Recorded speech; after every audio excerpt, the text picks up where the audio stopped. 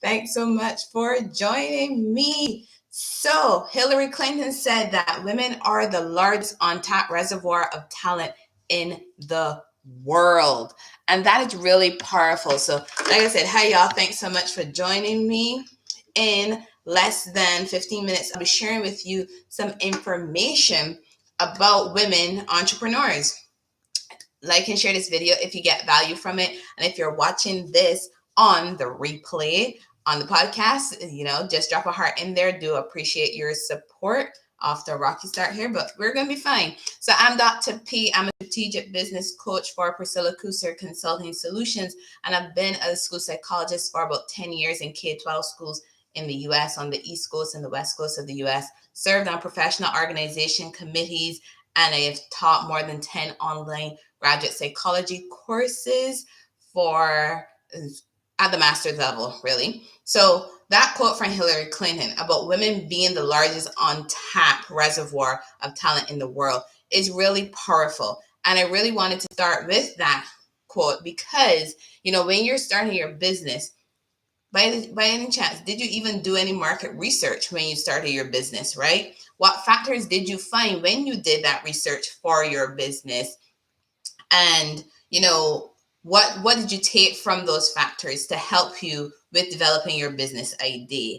And did you find out, if you're a female, a woman, did you even look into women entrepreneurs in that area that you're doing for your business, right? Again, did you stop and actually do some research? Or did you just sit and go, hey, I'm going to start a business, and you just went out there? Because regardless of what type of business that you have, we need to do some research into that area so that we can learn a little bit more about our business, right? So that's why I really wanted to share about this topic today. Because when you do that research, you get to learn a little bit more about the industry that you're going into. And I don't know if you've been familiar with this term, but this thing called value proposition. Because when you do that research, you're actually looking into not only just that industry, but you're looking at the idea that you have for that business. And then you're going to be crafting what value you're going to be bringing to the industry and to the market, right? Because you started a business so that you can share something else, bring something new to the table. So that's why when you do your research, you get to learn a little bit more of what you can put together to really give you that competitive advantage against other people in the industry. Because again, you started it so that you could be different to other people, right? That's one of the reasons why you started your business. So I started looking into women and entrepreneurship, right? Because again, these are things that are connected to my business. So I was curious about it, and that's some of the things I looked into. And I was reading this article on Business News Daily, and it talked about the fact that men are more likely to become entrepreneurs than women. I was like, okay. And what I found interesting is that there was a university professor from the University of Pennsylvania, and he was talking about the fact that he did some research, and men go into entrepreneurship because of this overconfidence that they have. And even said that this is one of the largest psychological factors that come into play for men going into entrepreneurship. And I was like, okay, that's interesting. And then that article also went on to share 10 traits that you can find in Startup Nation's article, right? And so they're quoting Startup Nation in this Business News Daily, and they listed off 10 traits. So ready for this? I'm going to share those 10 traits for you. And this video, I'm not really going to go into detail about those 10 traits, but I wanted to share them with you so that you can listen and get an idea for what those 10 traits are. And you can send me a message or drop a comment and let me know what you think of these 10 traits. So you ready for it? Here are the traits. Having vision, having passion, having tenacity, having a strong work ethic, confidence, flexibility, salesmanship, money sense, willingness to ask for help and accept help, and resilience. So those are those 10 traits. I'll say them one more time. Vision, passion, tenacity, strong work ethic, confidence, flexibility, salesmanship, money sense, willingness to ask for help and accept help, and resilience. Those are the 10 traits that were mentioned in the Startup Nation article about those traits that you find in entrepreneurs. So again, I'm thinking about, okay, well, those traits can go for male or they can go for female.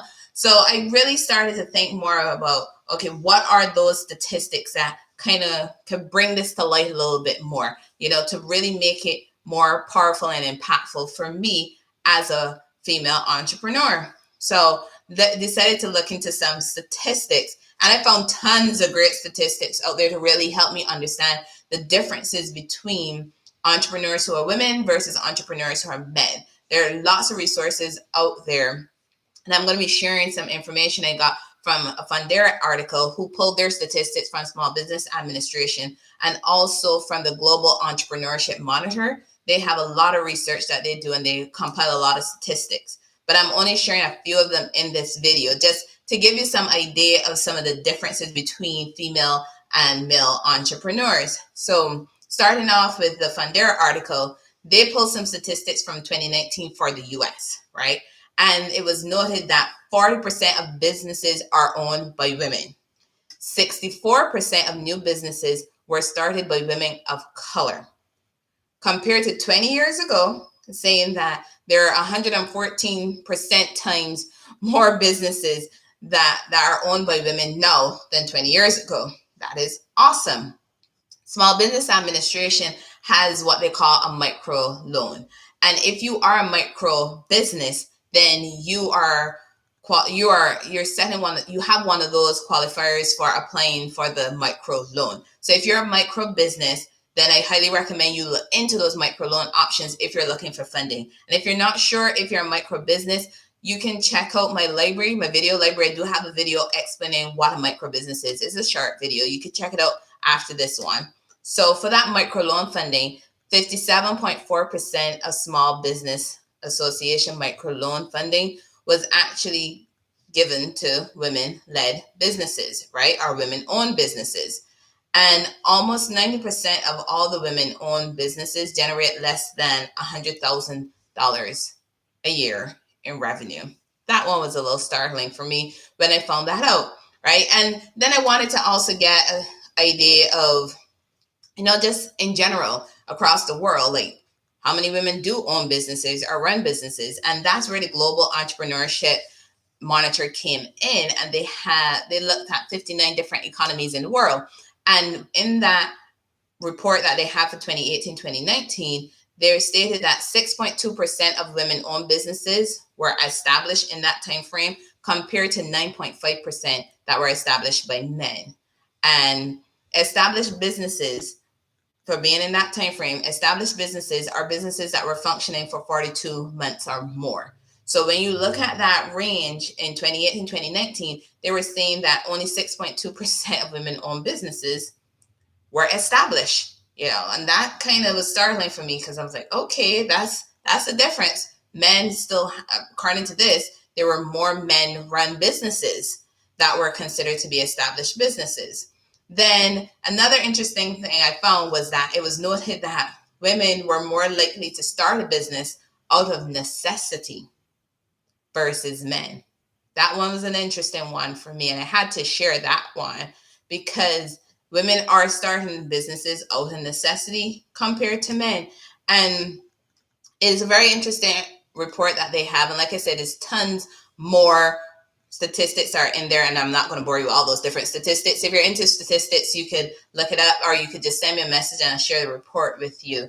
But there are some challenges that were noted, when I was doing my research. And for women, a lot of the challenges do relate to access to capital for starting a business, and also not having a mentor to help you with navigating what it means to be a small business owner, or even a business owner on a whole. So those things can present some significant challenges when you're looking at developing a business idea and moving forward. So those are some of the things I wanted to share with you, because if you're identifying as a woman-owned or woman-led business, look at some of the statistics that are out there. And these are just global statistics. So you can also look at your city that you're in, look at the state that you're in, And as you're doing that type of research, you might actually come across some funding options that you didn't even know existed that could be available for women-owned or women-led businesses in your area. Or they could be some grants on the national level in the US that are available to businesses that are like your business, and it is a woman-led business or a woman-owned business. So that's another reason why you should really do your research, because when you do that research into the business idea that you have, and you're looking at your vision, you're looking at what's already out there, you might be surprised at the options that you end up uncovering for raising capital, for getting that funding. And you might even be able to come across some options where there are some people who are out there offering mentoring services to help guide you and support you in your journey to becoming a woman entrepreneur, right? So don't feel like you're on an island all by yourself. There are options out there, and that's a big part of why you should do your research. When you do your research, there is so many things that you can uncover. And if you're not sure how to do research, open up Google, open up Safari, Firefox, whatever it is that you use to go online, and literally put in there women-owned businesses, women-led businesses, percentage of women-led businesses. Put that information in there and search. And then you can also include in your city, put the name of your city, or put the name of your county, or the name of your state, so that you can see what articles pop up.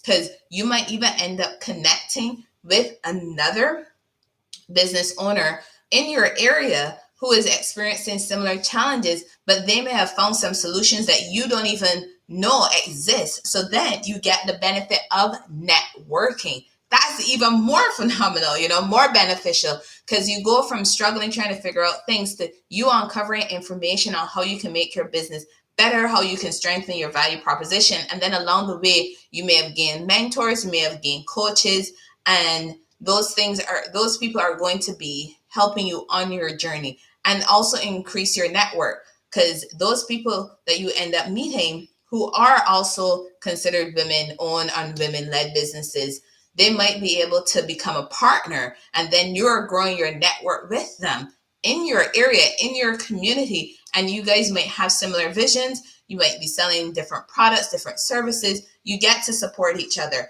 But again, you would not have found out this information had you not taken the time to do some research into the type of business idea that you have, the type of business that you want to have. Because at the end of it all, we all want to remain competitive, and we all want to make sure that we're one of those businesses that survive to 10 years and beyond. And it is a journey, and it can be some struggles, but it's also some triumphs along the way. So again, I highly encourage you, if you haven't already done so, do some market research, do some research into the type of business you have, the type of customers you have, and even the type of structure of your business, and to see if your type of business, your type of led and owned business is out there in your community. Find out what resources are out there for businesses that are similar to yours, and strengthen your value proposition, strengthen your competitive advantage. Like and share this video if you get value from it. You can send me a DM if you want to learn more information. Remember, solutions plus actions equals results. Thanks y'all so much for joining me, and look out for more videos where I'll be sharing some information about women in entrepreneurship. Bye y'all.